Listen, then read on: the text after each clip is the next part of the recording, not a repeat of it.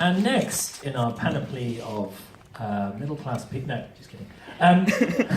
We move straight on to Chris. Now, Chris, fascinating name, obviously derived from Christopher, from the Greek word meaning Christ or anointed and bearer. So, Christ bearer or little Christ. Moving swiftly on. I'm hoping this is not going to be as a religious set now. If it is, then I have spoilt it, and I'm very sorry. What I would like you all to do is to now start clapping as if you're at a very nice garden party. Good. And then we'll just build that up to Royal Wedding. We'll build that up to Michael McIntyre's just done his third encore. We'll build that up to the end of the X Factor final. And then some whooping and a hollering. Maximum noise for Chris, ladies and gentlemen. Thank you very much, everybody. I am Chris Ellis. If you want to call me your Lord and Saviour, I won't hesitate to hit you out on it. I was recently told that my hairline is receding faster than the popularity of M. Night Shyamalan movies. Plot twist, it's a wig. It's not quite a wig. I'm not exactly averse to wearing a wig, though. You were talking about like geek stuff. I was actually at London Comic Con over the weekend. It's a fantastic show. Any of you been to Comic Con at all? Anything similar? Yes.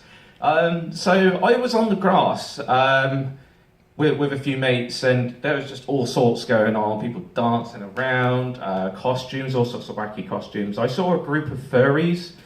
And they were just like hugging random passers-by, making all sorts of like animal noises and stuff. And I went up to a group of them and I basically said, like, I'm not really big on the whole hugging thing because I don't really know you. I would be up for having a dance though. And they just all sort of looked around like I'm a complete fucking weirdo. And I had this internal dialogue in my mind. I was just like, you're at a fucking Comic Con. You're a group of furries hugging random passers-by on a field full of like wacky costumes. What about dancing with someone is weird and then hugging random passers-by is normal? Yeah, anyway, so if you want to know where I would go back in time to change what I have done previously, probably asking the furry to dance and then getting like turned down flat. But yeah, so I was recently diagnosed, just last year actually, with having autism. So I am on the autistic spectrum. And the way this affects me is like I do suffer tremendously with anxiety at times. My psychiatrist basically said to me like, oh, I would suggest like having one of these fidget spinners. And yeah, so I've seen kids with these fidget spinners, and then me personally, I don't really get it. Like my perspective is like, well, that's why God gave you genitalia. That's like nature's fidget spinner. You make so many new friends that way. Oh, evening, officer. How you doing? Nah, I mean, from that you probably think that I hate kids. Nah, if anything, I just envy them. It's like, if they like strip naked and start smearing their own shit on the walls, it's cute and a bit naughty. When I do it, it's inappropriate. But yeah, also, being on the spectrum, I also have hypersensitivity to sound. This was like pretty bad. When I was living with someone, must have been a couple of years ago now, he just had this like thing with making really weird noises. It's like when I would get up in the morning and go to work, he would like sit on the sofa and drink his tea loudly, and he'd just be like, oh god, horrible. No, it makes me retch, honestly. And then he would like do the same thing in the night, like because he was a heavy smoker. All you'd hear from his room is just like. Made me think, like, you know, is there a portal to the demon realm being opened in his room? And then I later found out he's a sleepwalker also. Fantastic. And I found this out in the middle of the night when he came in my room. I thought, oh, it's fine, he's not possessed. He's just a sleep rapist, it's fine. What else have I got? So, being on the autism spectrum, it's quite difficult to find work. A lot of employers don't really understand all the ins and outs of, how it affects you socially and with, just like a lot of, not very good at explaining things. There you go. So, I was recently asked to attend this job club for, to help people on the spectrum into work. And the guy organising the club, he was like, he went around the room and he asked us to name jobs beginning with letters of the alphabet. And he gave me C. And all I could think to myself was, criminal. Cocaine dealer. Cum guzzler.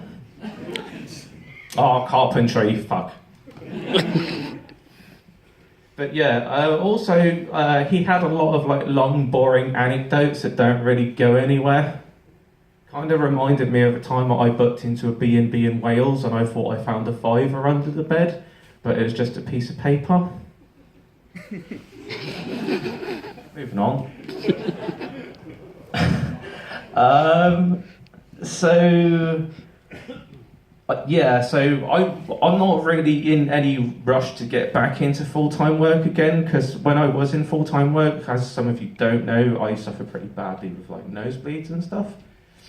And I was working I think it's like a construction job or something, and I had bad nosebleed one day, so I went to my mate's house who was working with me just to get some tissues and stuff, and he had one of these cats that looks like Hitler. I don't know if you've seen the ones at all. And he actually named him Hitler just because he looks like one. And he was like, yeah, don't let him outside because he's an indoors cat. I was like, oh, fuck. So the back door's wide open, and I'm chasing after this cat that looks like Hitler, tissue to my nose, arm raised, going, Hitler, Hitler, Hitler. And a local skinhead looks at me, and he looks me up and down and he says, soon, brother. I didn't choose racism. Racism chose me. But no, I'm lovely, really, honestly. I have no intentions to turn tonight's set into a UKIP rally at all. Moving on. So,